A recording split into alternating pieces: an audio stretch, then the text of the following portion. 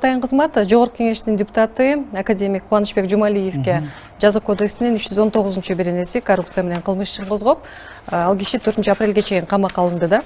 Анда бул аткаминерди дагы ошондой жанагындай гумандуу мамиле менен кайра ошондой эгерде мамлекетке кайтарып берүү өңдүү бир убадасы боло турган болсо, мүмкүн беле ошентип үй камагына чыгаруу?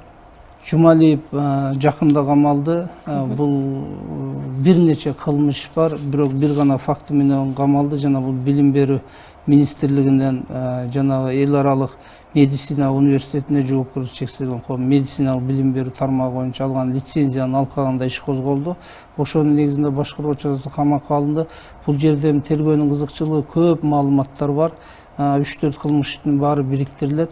Ошол жерде материалдык зыян аныктырылат. Эгерде тергөө кызматташууга барып, болгон ишти кызмат адамдары менен кылган өзү айтып берип, макулдашууга барса, мыйзам жол берет, мамлекеттик келтирген чыгымды төлөп берсе, ал жагын карайбыз. Бүгүн андай маселе көтөрүлө элек. Бүгүн улуттук коопсуздук кызматында тергөөсү жүрүп атат.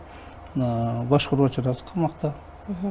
Анда ошол Жумалиевдин менчиктештирүү иштерине дагы шектүү болуп жатышы дагы бир талаштуу жагдайларды жаратып атканын айтып атышат да. Мисалы, эгер чиновниктер ушуга байланып кылмыш жоопкерчилигине тартыла турган болсо, анда азыркы аткаминерлердин 80% ошол жанагы мүлктөрдү мыйзамсыз менчиктештирүү үчүн дагы, менчиктештирген үчүн дагы бир темир тор артына түшүп калышы мүмкүнбү деген суроолорчу. Эми ар бир чиновник бардыгы деп мен айта албайм, себеби баш прокурор катары эгерде арыз түшүп, же кандайдыр бир мыйзамсыз байыгандыгы коомчулукка байкалып, билдирүүлөр түшсө сөз текшерүүлөр болот. Сөз жаза көрүш керек.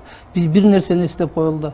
30 жыл мына жеп алды, 30 жыл мурун менчиктеп алган мамлекет менчигин жыргап жүрөт деп эл кыйкырып келди.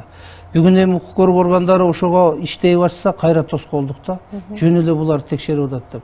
Бул эми мамлекеттин кызыкчылыгы үчүн жасалган. Келечекте коррупцияны токтотуу, жанагындай мыйзамсыз байыын алдына ала бөгөт кое турган аракеттерди көрүп атабыз да.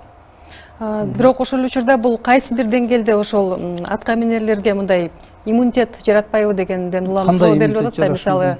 Мисалы $200,000 акча зыян келтирсе мамлекетке, анын $20,000 берип, мындай камакка алынбаса болот экен дегендейчи.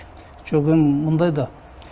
Эгер $200,000 мамлекеттен урдуп алган болсо, ал $200,000 төлөмөйүнчө эч ким чыккан жок. Бул жанагы пара менен $1000 ошол пара менен кармалып, кандайдыр бир башка оор кылмыштар менен кармалып, анан мамлекетке каражат түрүндө кылмыштын бетин ачып өзү төлөп берип аткандар болуп атат. Бирок аз санда бүгүнкү күндөчү.